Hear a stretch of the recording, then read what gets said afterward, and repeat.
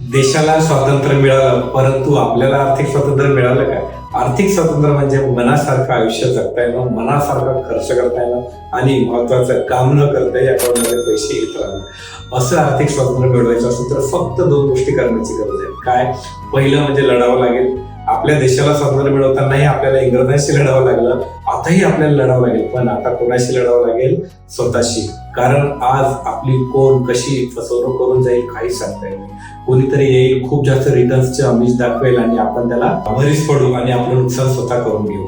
एवढंच नाही तर आपल्या आजूबाजूला लोक खूप श्रीमंतीचं प्रदर्शन करतील, दिखावा करतील, तेव्हा आपल्यालाही वाटेल आपणही तसंच करावं. तेव्हा आपल्याला स्वतःवर नियंत्रण ठेवण्याची गरज आहे.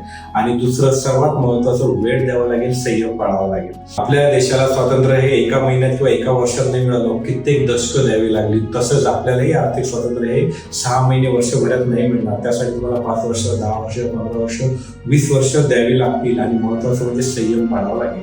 जेव्हा शेअर बाजार खाली वरती होईल तेव्हा स्वतःवरती आपल्याला संयम ठेवावा लागेल.